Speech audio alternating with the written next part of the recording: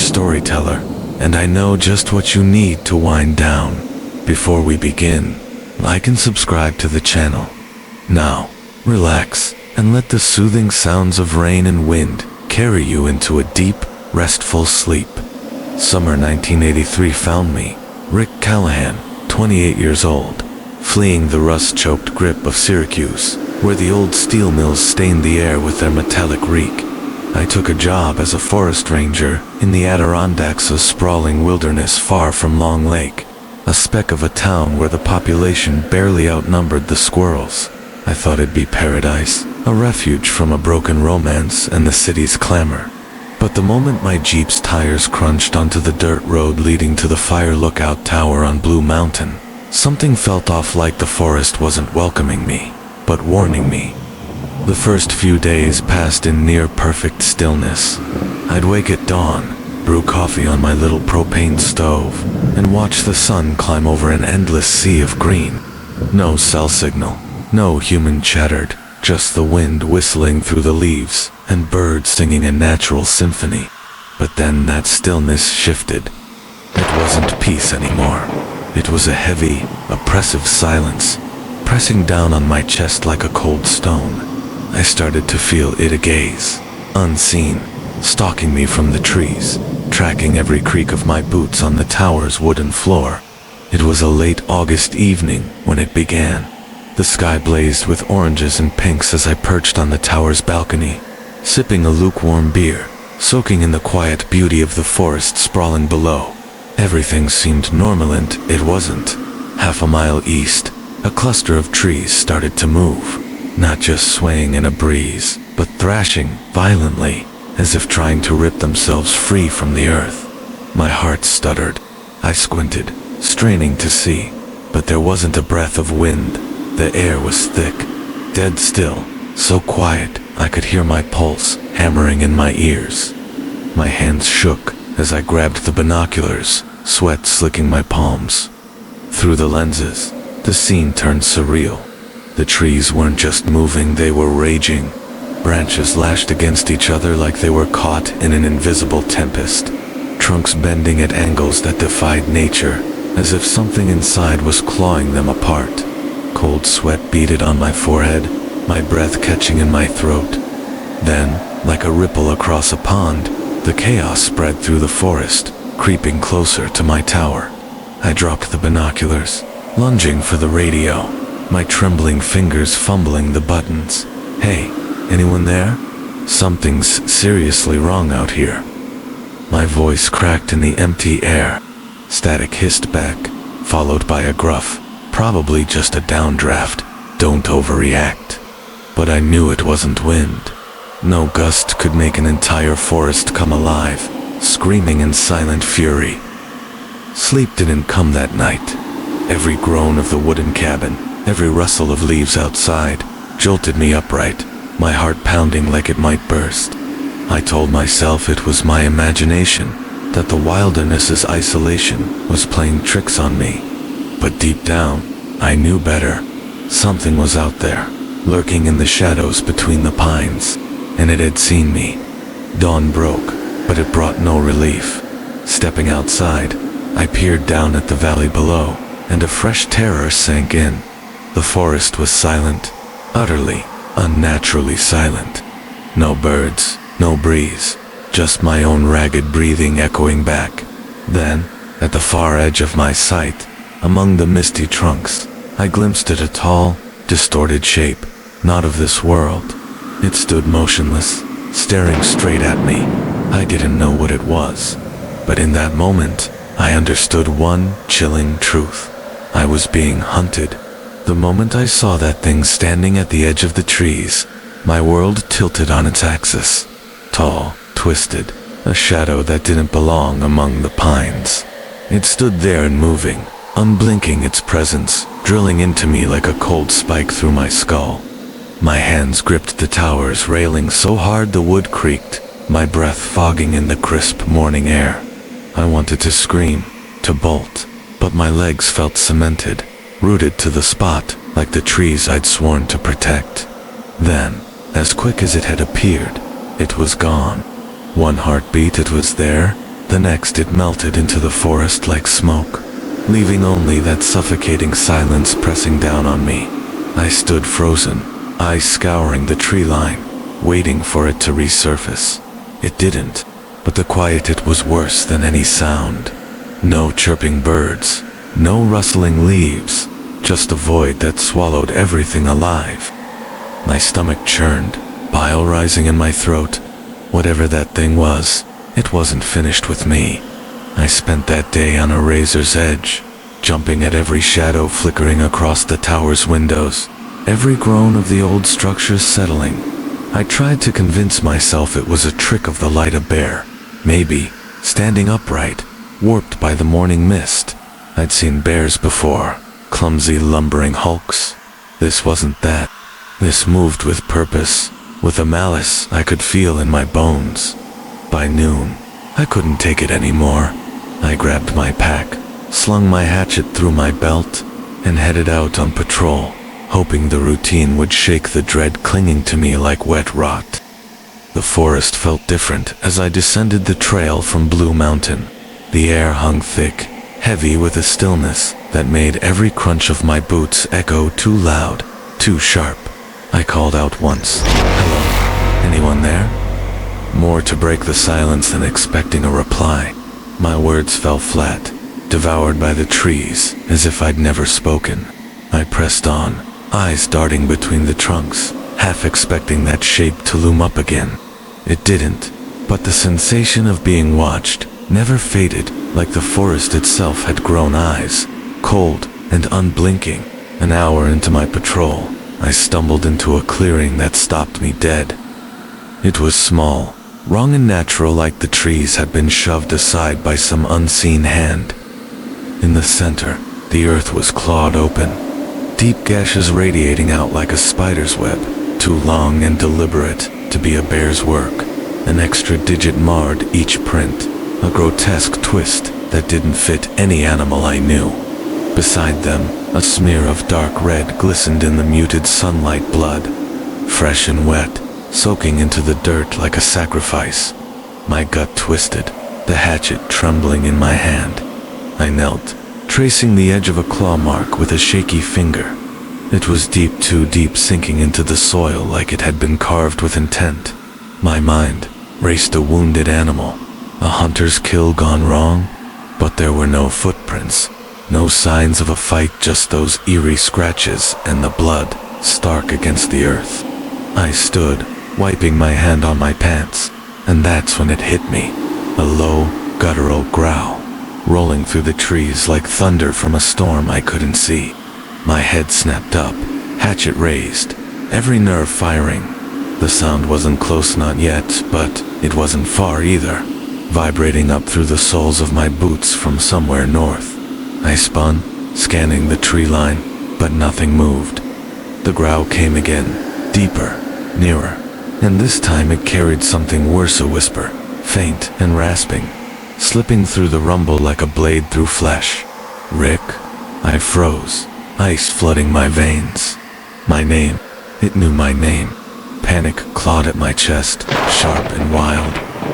I backed away from the clearing, eyes locked on the shadows, waiting for that thing to burst out and end me. The growl faded, swallowed by that thick silence, pressing on my lungs until I couldn't breathe. I turned and ran, branches snapping under my feet, the forest blurring around me as that whisper "Rick" chased me, echoing in my skull like a taunt from the grave. I made it back to the tower as the sun bled into the horizon, staining the sky a sickly red. My hands shook as I shoved a chair under the doorknob, the hatchet still clutched tight, knuckles white. The cabin was dark, the lantern's flicker casting jagged shadows that danced like specters on the walls. I sat there, staring out the window into the deepening night, waiting. The silence stretched, heavy and choking, until I thought I'd scream just to shatter it. Then it came, not the growl, but something worse, a slow, deliberate dragging, like claws hauling something heavy across the forest floor.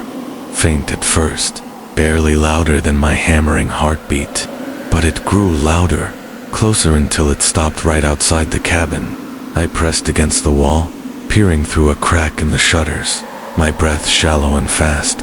There, in the dim moonlight slicing through the trees, I saw it again, that tall, twisted shape. It stood just beyond the clearing, still as death, its head cocked like it was listening, its arms too long, too thin dangled, dragging slightly as it shifted. And I couldn't see its face, just a dark, hollow void where one should have been. But I felt it, that gaze, icy and relentless, boring into me through the wood and glass. The dragging stopped. It took a step forward, slow and measured, and the air turned frigid, colder than any summer night should be. My breath fogged inside the cabin, my fingers numb around the hatchet. Another step, and the lantern dimmed, its flame cowering as if afraid. Then it spoke, a rasping whisper that slithered through the walls, sharp as a blade. "Rick, you can't hide." The lantern snuffed out. Darkness swallowed me, and the last sound I heard was the creak of the floorboards right outside my door. The lantern died like a snuffed candle, plunging the cabin into a blackness so thick it felt alive, a suffocating shroud wrapping around me. That rasping whisper, "Rick, you can't hide," lingered in the air, coiling tight around my throat. The creak of the floorboards outside stopped, replaced by a stillness sharper than any blade, a stillness that waited, heavy with menace. Whatever stood beyond that door wasn't just there, it was ready. I clutched the hatchet, my knuckles aching, my back pressed so hard against the wall I could feel the grain biting into my skin. My eyes locked on the sliver of moonlight seeping through the shutter's crack, my breath fogging in the sudden, unnatural cold that seeped through the planks. I strained to hear anything, but the silence was a weight, crushing my chest until every heartbeat sounded like a drum in my ears. Then it came, a single, sharp tap against the door, like a claw testing the wood. Tap. My stomach lurched, bile burning my throat. I slid down to a crouch, trying to shrink into nothing, to vanish into the shadows. Another tap, slower, deliberate, followed by a faint scrape, nails dragging down the door, splintering the grain. I bit my lip hard, tasting blood, fighting the scream clawing up my chest. The chair under the doorknob shivered, wood groaning as something pressed against it, testing, probing. I couldn't breathe, couldn't think. All I could do was watch that chair, praying it wouldn't give. Then the growl came not from outside, but inside, low, guttural. It rumbled through the cabin, vibrating in my bones like the earth itself was snarling. My eyes darted around the dark, searching, but the shadows twisted, stretching too long, too wrong. The growl swelled, angrier, and the air turned to ice, my breath a cloud of frost curling in front of me, my fingers numb around the hatchet's grip. It wasn't just outside anymore, it was here, with me. The floor creaked not from my weight, but from something beneath, a slow, splintering groan, like the planks were buckling under an unseen force. I looked down, and in the faint moonlight, I saw it, the wood bending upward, cracking apart. A thin, jagged fissure split the floor, widening with a sickening snap, and from the gap, a faint greenish glow pulsed sickly, unnatural, casting a dim, eerie light across the room. I stumbled back, my heel catching the cot's edge, nearly dropping the hatchet. The crack grew, and that dragging sound started again, not outside, but below me, slow, deliberate, like long claws scraping the cabin's underbelly. The growl sharpened into a hiss, venomous and piercing, and I swear I heard it again. "Rick," woven into the sound, taunting me from the abyss. I lunged for the window, fumbling with the latch, my frozen fingers clumsy and useless. The glass was fogged, but through it, I glimpsed that shape again, tall, twisted, standing just beyond the clearing. It hadn't moved closer, but it didn't need to. It was everywhere now, outside, below, inside my skull. The latch clicked, and I shoved the window open, the icy night air rushing in like a slap to the face. But before I could climb out, the floor exploded. Wood shards erupted upward, slicing the air. A jagged splinter grazed my cheek, hot blood trickling down my face as I ducked. The greenish glow flared, blinding me, and the cabin shook like a beast caught in a quake. I hit the floor hard, the hatchet skittering away, lost in the chaos. Through the dust and light, I saw it, a long, gnarled arm clawing up from the hole. Its skin wasn't skin, it was rough, cracked, like charred bark, glistening with something wet and dark, its claws gleaming in the eerie light like freshly sharpened blades. I scrambled back, hands clawing at the floor, my mind blank with raw, animal terror. The arm reached higher, groping blindly, and then a second burst through, slamming into the wood with a crack that split the planks wide. The growl roared now, deafening, rattling my teeth, and the air thickened with a stench. Rotting wood, damp decay, and something fouler, like death distilled into a miasma that choked me. "Rick." The whisper slithered from the hole, low and deliberate, dripping with a malice that turned my blood to ice. I rolled, snatching the hatchet just as the first arm swiped, claws raking the air inches from my throat. I swung blindly, the blade sinking into something solid, bark-like flesh that splintered under the blow. A shriek tore through the cabin, inhuman, ear-splitting, and the arm recoiled, vanishing into the hole. The second lashed out, faster, snagging my leg and yanking me toward the glowing pit. My nails dug into the floor, scraping for anything to hold, but the pull was merciless. I kicked, screamed, swung the hatchet again, anything to break free. The blade bit deep, and another shriek split the night, the grip loosening just enough for me to wrench loose. I stumbled up, blood pounding in my ears, and threw myself through the window, crashing onto the cold, hard ground outside. Behind me, the cabin groaned, the greenish light flaring brighter as the thing clawed its way up. The walls buckled, wood snapping like bones, and that roar chased me as I staggered to my feet. I didn't look back, couldn't. I ran, hatchet swinging in my trembling hand, lungs burning, into the dark, endless forest. The sound of splintering timber and that guttural howl snapping at my heels like a pack of wolves. The Adirondacks weren't just alive, they were hungry, and they wanted me. I ran until my lungs screamed and my legs buckled, the forest swallowing me like a beast with endless jaws. Branches clawed at my face, tearing skin, leaving hot streaks of blood down my cheeks. But I didn't stop, couldn't stop. Behind me, the cabin's collapse echoed through the trees, wood snapping like brittle bones, the guttural roar of that thing clawing free from the earth. The greenish glow flickered at the edge of my vision, casting warped, writhing shadows across the pines. But I didn't dare look back. I knew it was there, hunting me, its dragging steps thudding against the ground like a death knell. The night was a labyrinth, moonlight barely piercing the choking canopy above. My hatchet swung wildly in my hand, a frail anchor against the terror chasing me down.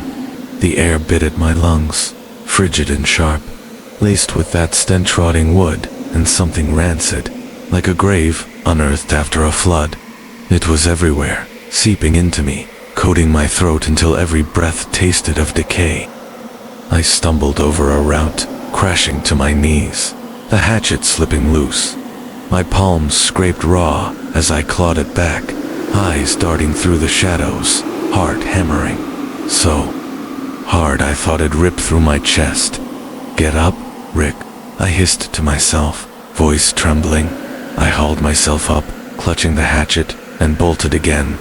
The dragging stopped, replaced by a low, resonant growl that pulsed through the earth, vibrating up my legs. The trees shifted subtle at first, a faint sway, then violent trunks bending inward, branches snapping down like traps. I swerved, ducking a limb that lashed at my shoulder, its crack splitting the air like a gunshot. The forest wasn't just alive, it was awake, angry, hurting me deeper into its grip. Every path twisted, every trail looped back toward that pulsing green glow. I could still feel prickling my skin. I burst into a clearing, gasping, and froze. Before me loomed a tree massive ancient, its trunk gnarled and twisted like a spine warped by time. Its bark was blacker than night, split with fissures, oozing that faint, sickly green light I'd seen beneath the cabin. Roots sprawled from its base, thick and alive, writhing like serpents across the dirt, pulsing with a rhythm that matched my racing pulse. It wasn't just a tree, it was wrong, a living blasphemy that made my flesh crawl. And dangling from one of those roots, half sunk in the soil, was a backpack. My blood turned to ice. I staggered closer, hands shaking as I yanked it, free, mud-caked, torn. But the name stitched on the side was clear. Winters. One of the missing campers, 3 kids from Buffalo who'd vanished days ago. HQ had radioed about them before the madness started, said they'd last been seen in a stretch of woods, not even on the maps. I'd meant to search for them tomorrow. Now, here was proof they'd been here right where I stood, under this thing's shadow. A twig snapped behind me. I whirled, hatchet raised, and there it was, tall, hunched, its bark-like skin glistening wet in the dim light. It moved jerkily, like a marionette with severed strings, its 2 long arms dragging ruts through the earth. That hollow face, or where a face should have been tilted, toward me, and I felt its gaze, cold and piercing, boring through me, without eyes.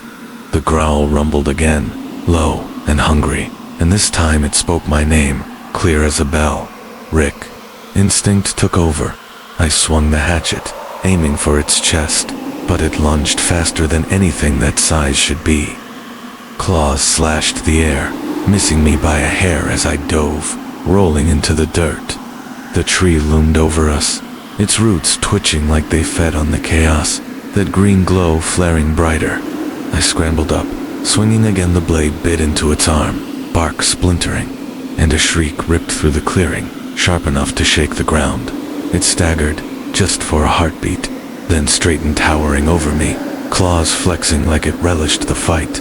I backed up, tripping over a root that hadn't been there a second ago. The forest moved, closing in. Trees around the clearing bent inward, branches weaving overhead, blotting out the sky like a cage snapping shut.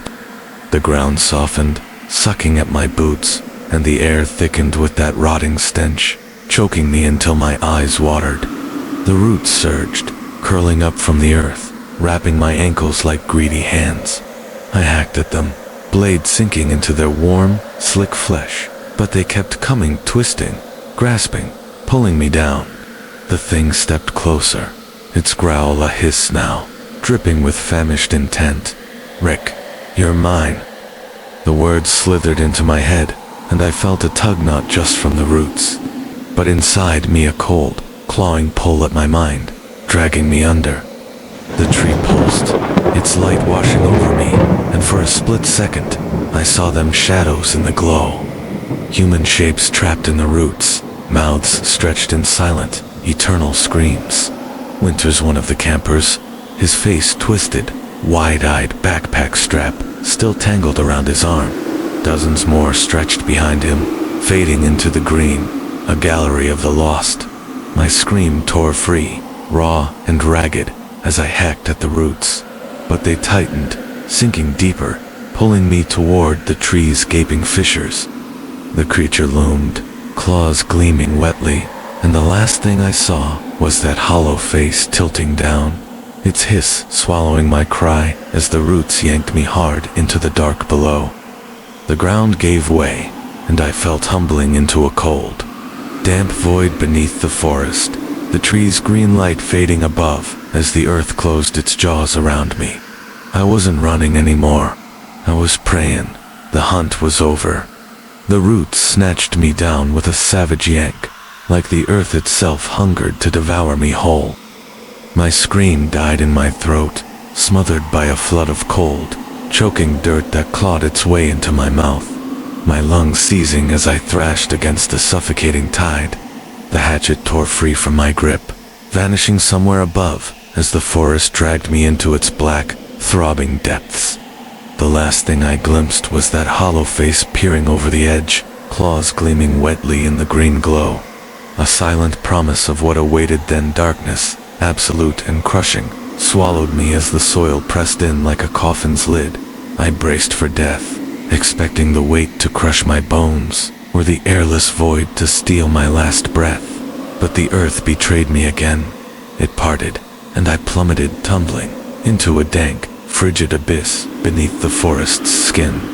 I slammed onto slick stone, a crack splitting through my ribs like a gunshot, pain exploding as I skidded to a halt.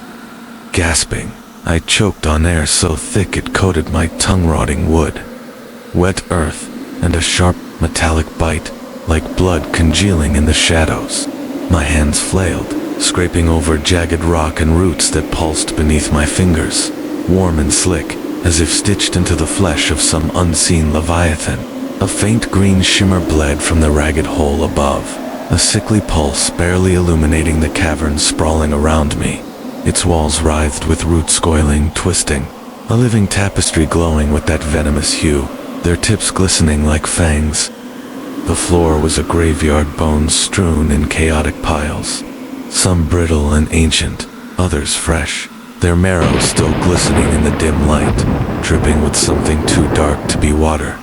My stomach lurched, bile scalding my throat as the truth sank in. Winters, the campers. Their remnants lay here, scattered offerings to this buried horror. I lurched to my feet, legs trembling, every breath a ragged knife in my chest. A low growl rolled through the chamber, not from above, but here ricocheting off the walls, thrumming through the roots like a predator's snarl waking from sleep. My eyes stabbed into the dark, but the shadows danced, treacherous and alive. Then a flicker, bark-like skin, slick with rot, and claws, long and cruel, scraping stone with a screech that clawed at my ears. It was here, with me, its presence a noose, tightening around my mind. "Rick," the whisper slithered through the gloom, close enough to prickle the hairs on my neck, laced with a hunger that turned my insides to ice. I stumbled back, hatchetless, defenseless, until my spine slammed into a wall of root sot, twitching, oozing sap that scalded my skin where it seeped through my shirt.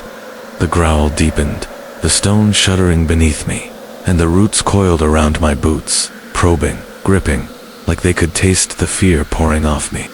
I flattened against the wall, breath shallow, heart slamming against my cracked ribs as I searched for a way out, any way out. The green light flared, sharp and venomous, and they appeared, those shadowy forms from above, now stark in the glow. Faces frozen in torment, mouths stretched wide in silent howls, eyes hollow, yet alive with despair.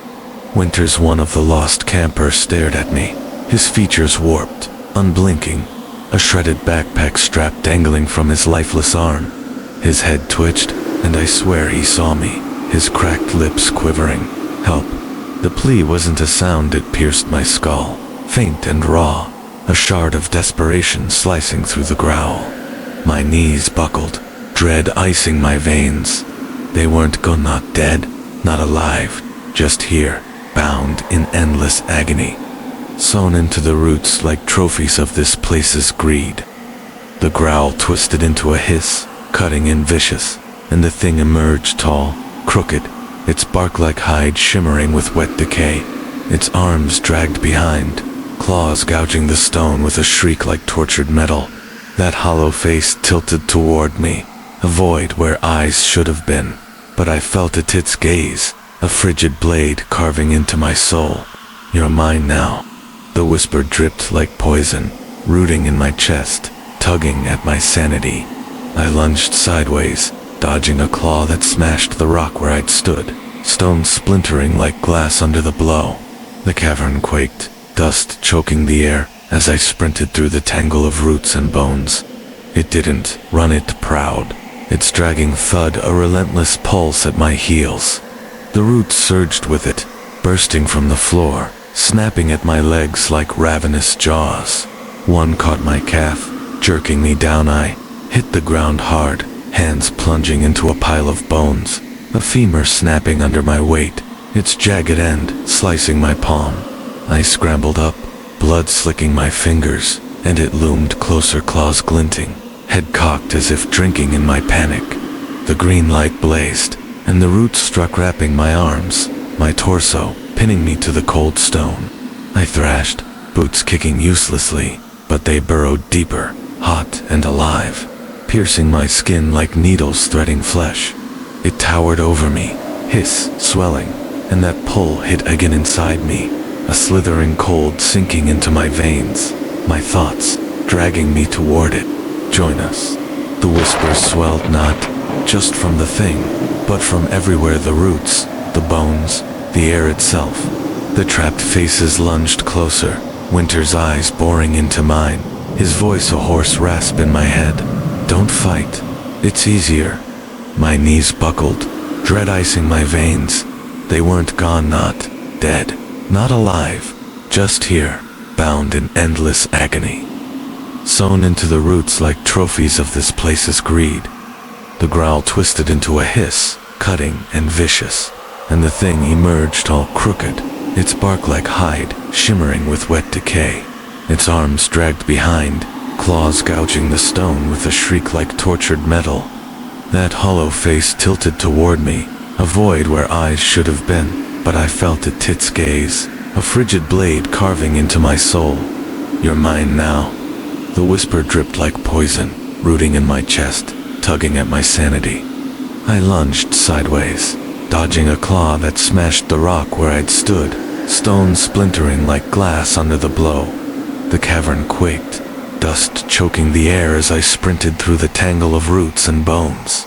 It didn't run, it prowled, its dragging thud, a relentless pulse at my heels. The roots surged with it, bursting from the floor, snapping at my legs like ravenous jaws. One caught my calf, jerking me down. I hit the ground hard, hands plunging into a pile of bones, a femur snapping under my weight, its jagged end slicing my palm.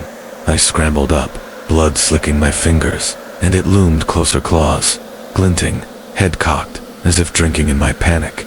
The green light blazed, and the roots strew crapping my arms, my torso, pinning me to the cold stone. I thrashed, boots kicking uselessly, but they burrowed deeper, hot and alive, piercing my skin like needles threading flesh. It towered over me, his swelling, and that pull hit again inside me, a slithering cold sinking into my veins, my thoughts dragging me toward it. The tree pulsed again, its roots tightening, squeezing the life from me, a relentless force binding me in place. The hollow face above me tilted once more, and though it had no eyes, I could feel its gaze, cold and invasive, burrowing deep within me. Rick. The voice was a rasp, familiar and alien, seeping into my skull like a vile poison, drowning the last of my will. My heart hammered in my chest, a wild, frantic rhythm. Every breath I took felt heavier than the last, as if the air itself was thickening, closing in. I tried to fight it, to resist, but my limbs were paralyzed, held by the unforgiving roots, clamping down tighter with every struggling breath. The forest, the thing, the hunger, it was all too much. It wasn't just a battle for survival anymore. It was a battle for my very soul. And then, there it was, a fleeting spark, a shard of the man I once was, a whisper of Rick Callahan, the ranger, the man who had come here to escape. I wasn't entirely lost. Not yet. Fight it, damn it. I spat, voice thick with desperation, my teeth grinding together in a desperate bid for freedom. I could feel the roots pulling at me, twisting deeper into my veins, dragging me toward the thing that towered above. But for one fleeting second, the pain, the hunger I was still me. My hand trembled as I gripped the hatchet, my vision spinning, my body betraying me. The roots dug into my arms, but I swung, aiming for the very heart of the creature looming above. The hatchet sank into the tree's gnarled bark, its sharp edge biting deep into the thick, living wood. A screeching shriek split the air, inhuman, jagged. The thing recoiled, just a fraction, but it was enough. The green light flared, the roots loosening for just a moment, allowing me a breath, Not yet, I rasped, pulling myself free from the tightening grip of the roots, the green light flickering with every strained movement. It wasn't over. I could feel it, the tug, the pull. The hunger that had first called my name, it was stronger now, louder, more insistent. The hollow face loomed, its silhouette shifting, bending with unnatural grace. You can't escape. The voice, impossibly deep, yet sharp, slithered through the air. You belong to me, now. I forced myself to move, ignoring the pain. I needed to keep going. I had to fight. With every ounce of strength I had left, I swung the hatchet again, severing the roots binding my legs. They recoiled, slithering back with a hiss that sent shivers up my spine. I stumbled forward, barely able to see through the darkness, through the layers of pain and terror that clouded my mind. The cavern was closing in on me, but I couldn't let this thing claim me, body and soul. The sound of dragging limbs behind me sent my blood cold, but I didn't look back. I couldn't afford to. I dashed, my breath ragged, my legs screaming with pain, pushing myself farther than I ever thought I could. I could still hear the voice, low and distorted, echoing through the roots. You're mine, Rick. Come back. I crashed through the shadows, the green glow fading behind me as I sprinted, desperate, exhausted. The tunnel ahead looked endless, but I could feel it the moment I crossed a threshold, the moment I'd escape. The roots slashed the ground, but they couldn't reach me now. My pulse raced, each heartbeat stronger than the last. And then, the light, the cave entrance. I made it. The cave entrance loomed ahead, a narrow sliver of refuge in the suffocating darkness. But as I stumbled toward it, the ground beneath me trembled. My legs buckled, and I collapsed to my knees. The air thickened, the pull of the forest, of the thing in the depths, wrenching me back. It felt like the earth itself was reaching for me, clawing, pulling, demanding. My chest heaved, the pain in my body mixing with the terror gnawing at my mind. The green glow, once a distant memory, was back, pulsating from the ground, from the roots beneath. I could feel them, the roots twisting, coiling, like serpents trying to claim me again. They slithered beneath my skin, their presence crawling up my veins, sinking deeper into my soul. The voice came again, low, distorted, the words curling round my skull like a vice. You belong to me, Rick. You cannot escape. I fought it. I had to fight it. I slammed my fist against the cold stone, pushing myself up with every ounce of willpower I had left. The pain, the hunger, it all screamed within me, but I gritted my teeth, forcing my legs to move. My body was broken, raw from the battle, but there was still a part of me that hadn't succumbed. Rick Callahan was still there, still fighting. The entrance, the only way out, was within reach, but the roots lashed at my ankles, pulling me down, dragging me toward the earth's hollow center. I screamed, my throat raw, and pushed forward.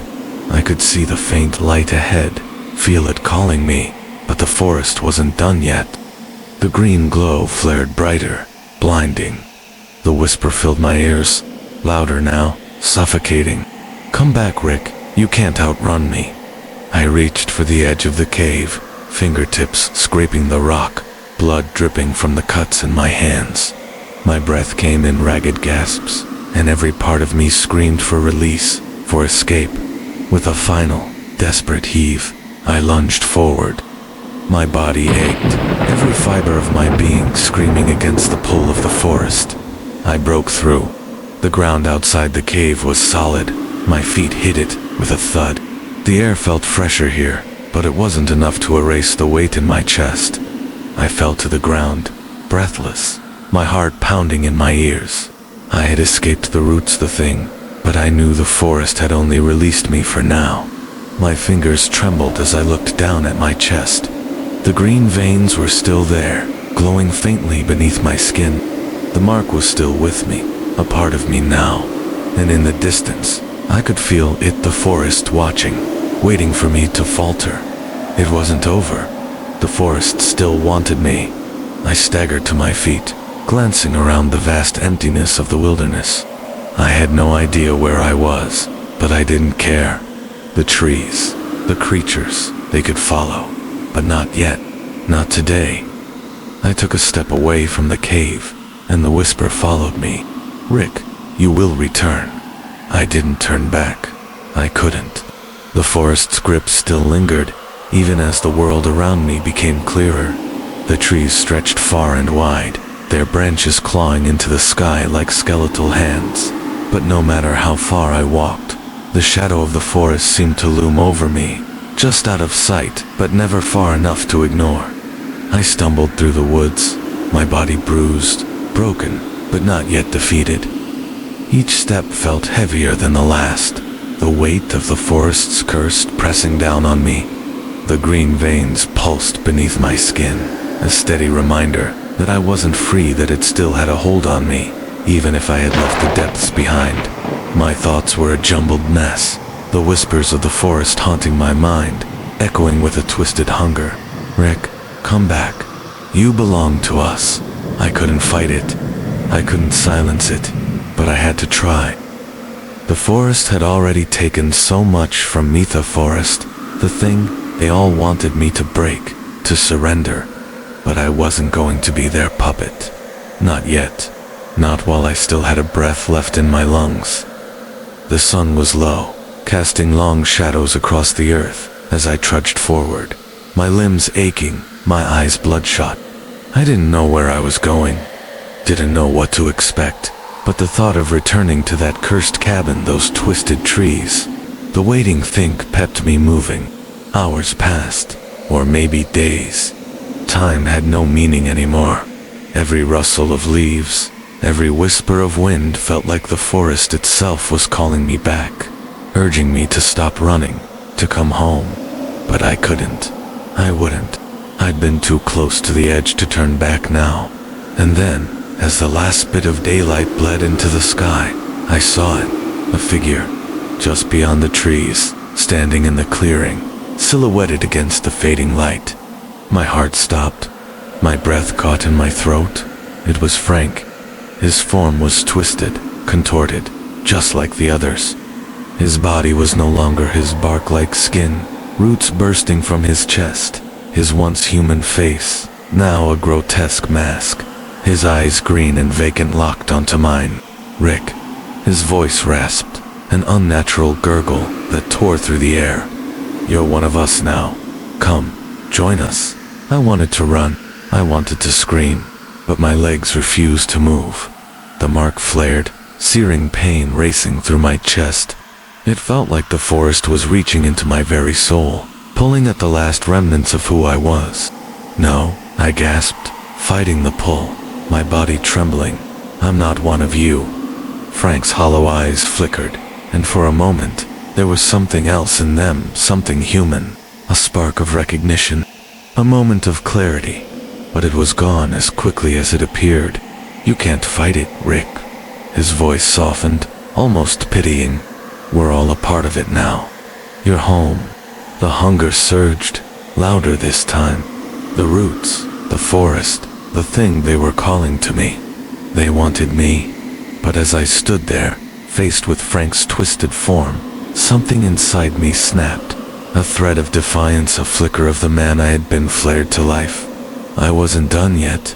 "No," I shouted, my voice a guttural scream, raw and desperate. I slammed my fist against the earth, pushing against the pull that wanted to consume me. "I won't join you. I'm not one of you." And then, with all the strength I could summon, I turned and ran. The forest screamed behind me. The earth trembled beneath my feet as roots shot out from the ground, snapping at my legs, trying to drag me back into its depths. But I pushed forward. I had to. I couldn't let it claim me again. I broke through the trees, my breath ragged, my vision blurred with tears and exhaustion. And there, in the distance, I saw Long Lake, the town, the safety, the last chance for escape. The forest's howls were drowned out by the sound of my own heartbeat roaring in my ears. I couldn't stop now. I couldn't let it win. The town was close. I could almost taste it. Freedom was within reach. But as I reached the edge of the woods, something deep inside me the mark. The forest's hunger gave. One last, brutal tug. I stumbled. The roots shot from the ground, coiling around my feet, dragging me back. The trees creaked and groaned as if they were alive, reaching for me, pulling me toward the depths of the earth. My vision blurred, and for a moment, I thought I saw the face's Frank's face, twisted, hollow, beckoning. But then, a voice, a sharp, clear voice, human, Rick. I snapped my head around. A figure. Someone from the town. A ranger? Maybe? Someone who could help. But the figure was fading, swallowed by the mist, disappearing into the void. And in that moment, I realized there was no escaping. The forest was my prison, the mark, my fate. I was theirs. The world around me darkened. The roots constricted around my legs, their cold, slick tendrils pressing against my skin like iron shackles, and I could feel them burrowing deeper into my flesh, into my soul. The forest was closing in, and the green light the pulse of the earth. Of the thing beneath it was growing brighter, more insistent. I fought, kicking and thrashing, trying to free myself, but it was useless. The hunger, the pull, it was too much. It was inside me now, wrapped around my heart like a vice, squeezing every ounce of defiance out of me. The mark burned hot on my skin, radiating a terrible, consuming heat. The hollow-faced Frank's twisted form loomed in my mind, its empty gaze searing into me. The roots surged forward, dragging me deeper into the earth, and the whisper the same one that had followed me through the forest. Through the darkness grew louder, clearer, filling my head with its slithering promise. Your home, Rick. It was the final call. The forest was not just a place, it was a part of me now. A part of who I was, who I had become. The hunger wasn't something I could escape. The forest had marked me, claimed me, and now I was just another of its twisted creations. I gasped for breath, the weight of it suffocating me, but there was no way out. The roots pulled me down, deeper, into the dark, into the void. I felt the earth around me shift, the cold embrace of the soil swallowing me whole, and then darkness. The green glow faded, but as I sank into that all-encompassing blackness, a strange calm washed over me. The struggle ended. The fight was over.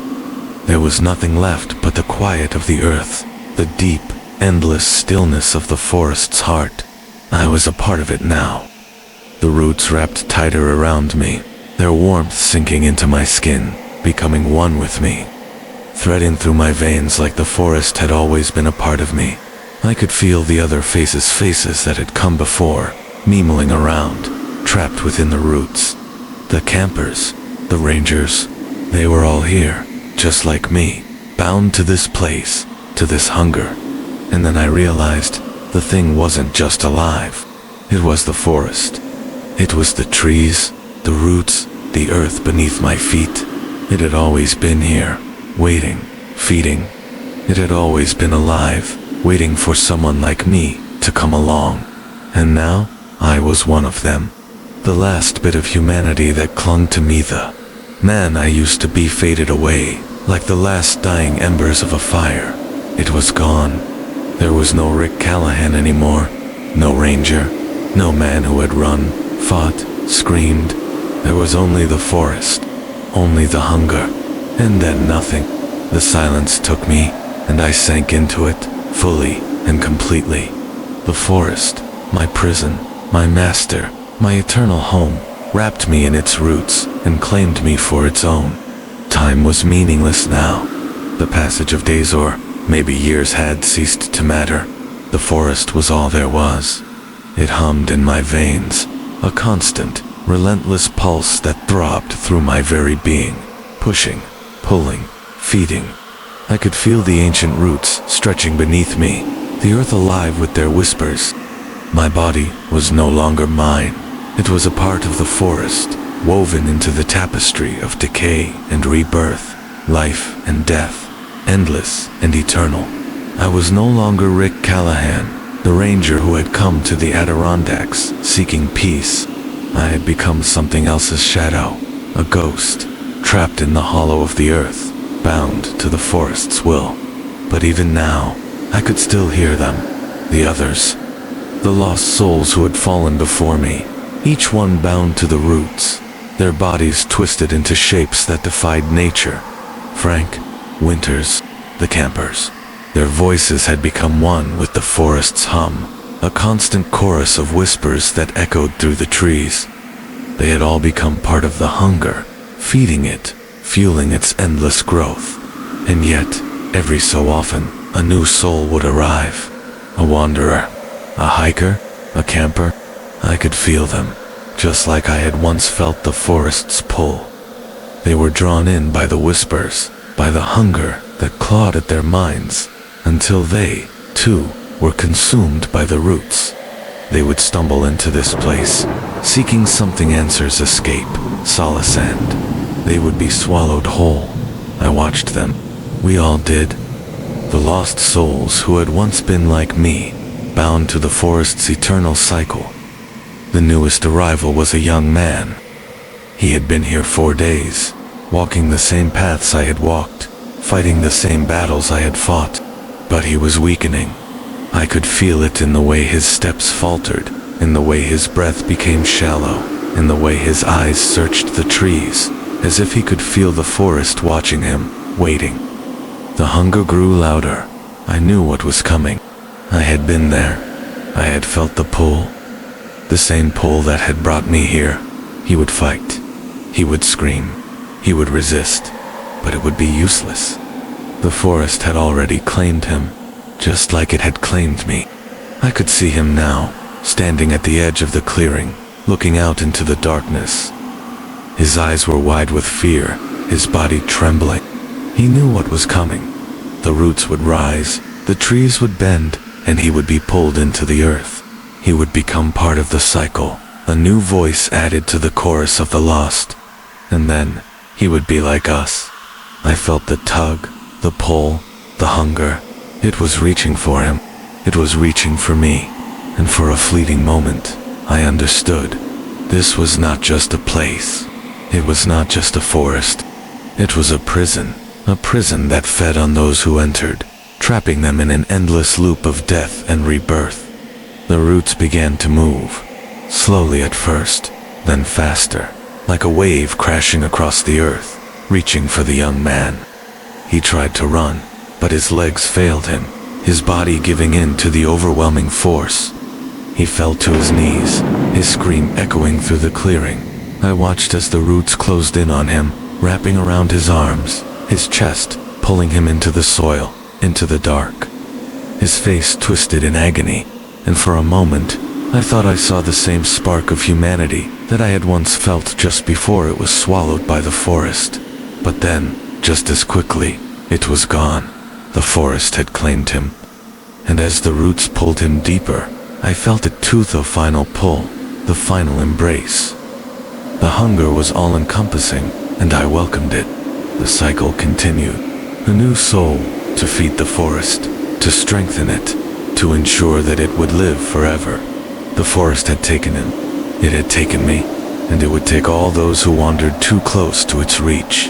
In the end, we were all part of it. We were all part of the cycle, forever. I don't know how long it's been since that last soul was consumed. Time is just a blur, fractured pieces that don't align with the past anymore. I can feel the forest, the roots, the hunger, and I am part of it. But even now, as I stretch out beneath the soil, I sometimes wonder what if there's still a way out. What if I, too, can escape the cycle? But that thought is fleeting, because I remember now I've seen this before. I've seen them all.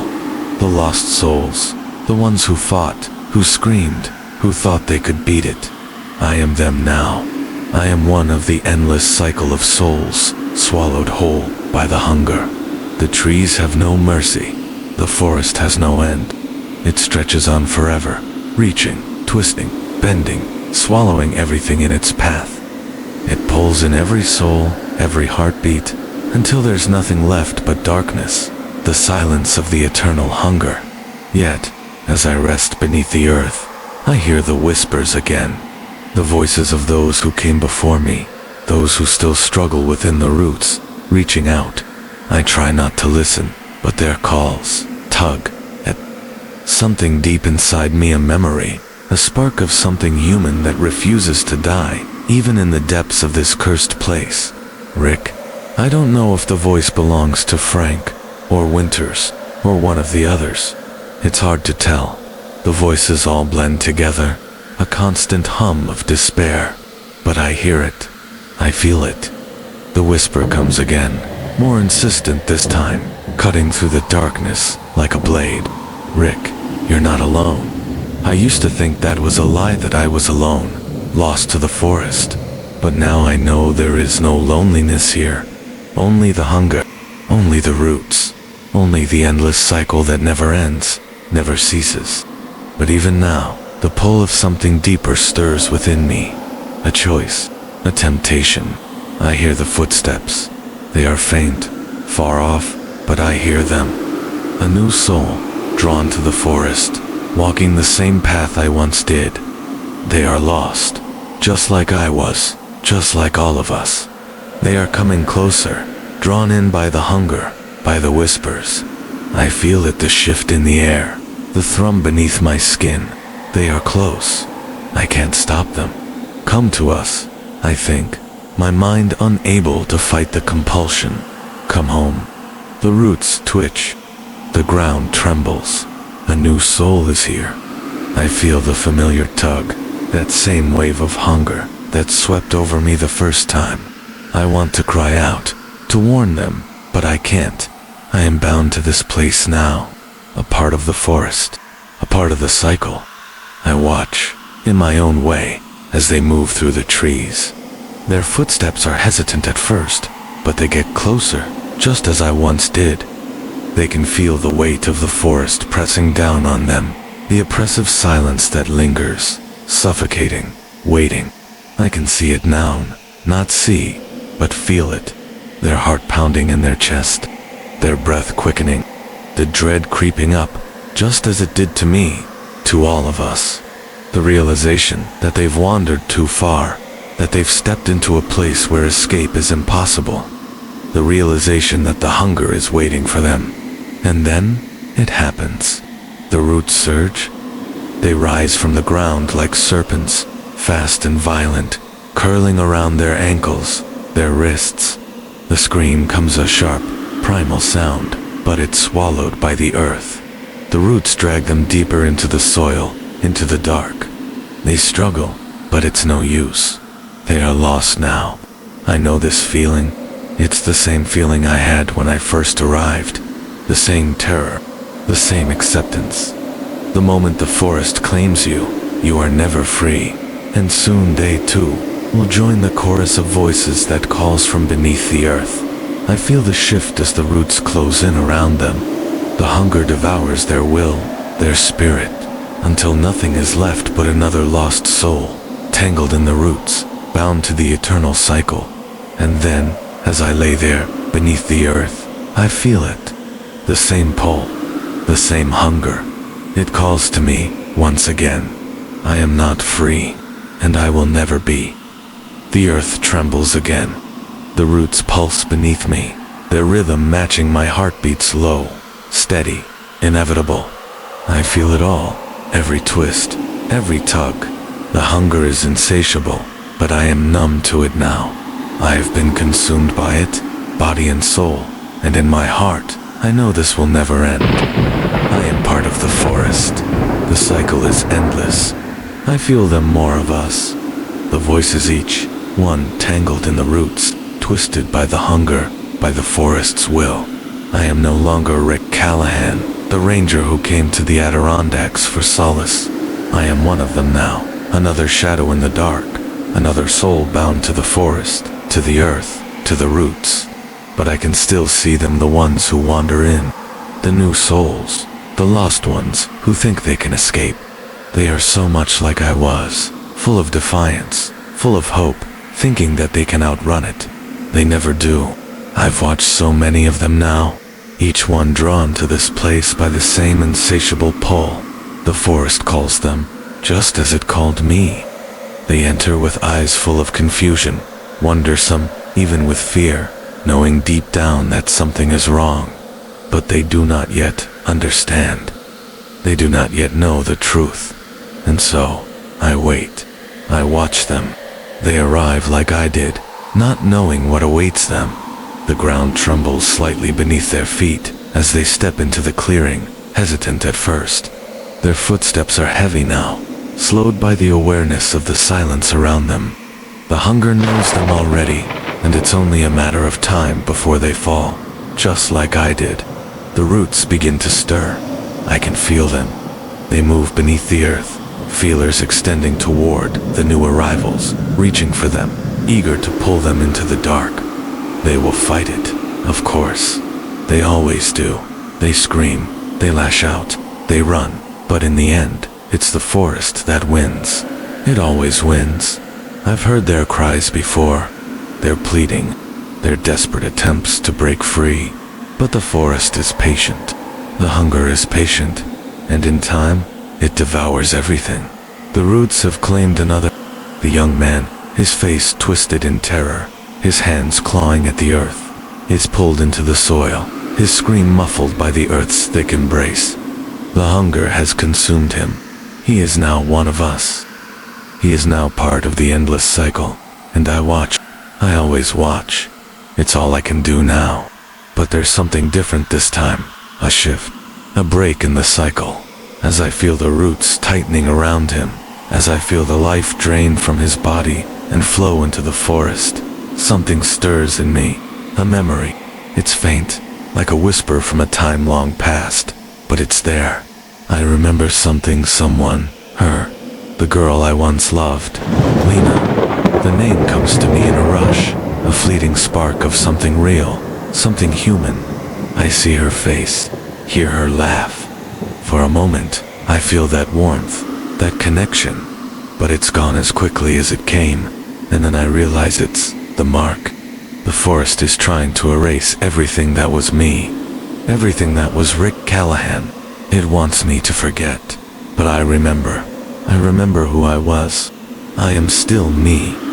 There is still a part of me that is not bound to the forest, not consumed by the hunger, but that part is fading. The roots are pulling at me again, tightening their grip, pulling me back into the dark. They are hungry, always hungry, and I am a part of that hunger now. I am a part of the forest's will. I am a watcher now, a prisoner in the earth, bound to the roots, bound to the cycle.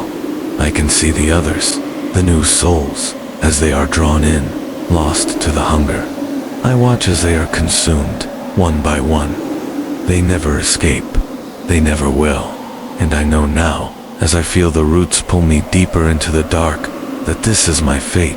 This is what I have become. I am part of the forest, part of the cycle that never ends. I am the watcher. I am the hunted. And in the end, I will be forgotten. The forest is alive, always breathing, always hungry. I feel it pulse beneath me, in the veins of the earth, in the stretching roots that writhe like serpents beneath the soil. The hunger has claimed me, just as it claims them, all new souls drawn to this place, lost and seeking. I have become part of it. I am the forest now. The echoes of the lost souls surround me. Their voices are no longer separate from the wind or the rustling leaves. They are woven into the very fabric of the forest, like threads of some ancient tapestry. I can hear them in every creak of the trees, in the groaning of the earth, in the way the roots crawl beneath my skin. They call to me, but I no longer respond. They are no longer who they were. They are part of this place, part of the cycle, just as I am. I remember when I first arrived here. I remembered the hope I had, naive, desperate hope that I could outrun the chaos of my life. I thought the forest would heal me, that the wilderness would be a refuge from everything that had torn me apart. But I was wrong. The forest was not a place of healing. It was a place of consumption. I fought it. I fought the hunger, the pull, the roots that wrapped around me. I thought I could escape, but the forest is patient. It doesn't need to chase. It waits, and in the end, we all surrender. The young man, his name was Jason.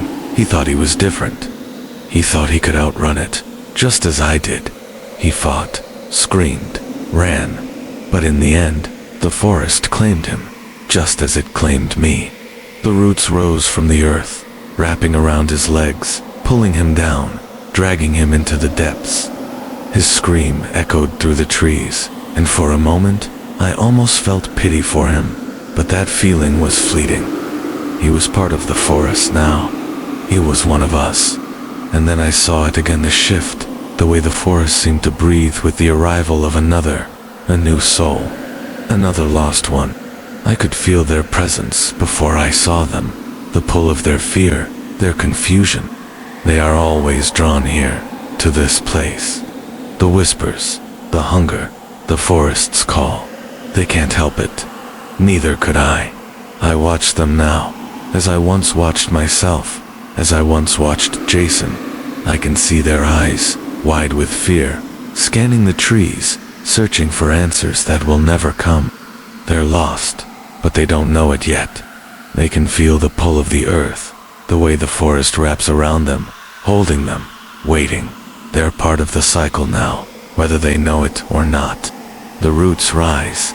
They always rise. The forest claims them, pulls them down into the soil.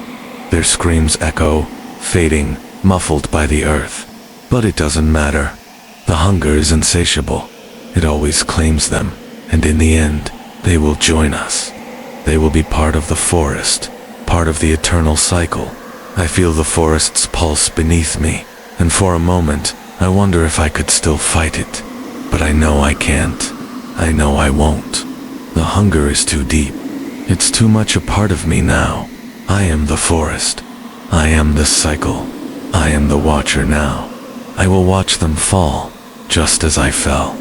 I will watch the roots claim them, and when it is done, I will watch them become one with the earth. They will join us. They will join the others who came before them, and the cycle will continue. I have become nothing more than a whisper in the forest, a presence felt but unseen, woven into the very fabric of this cursed place. The forest pulses with life and death, and I am its echo.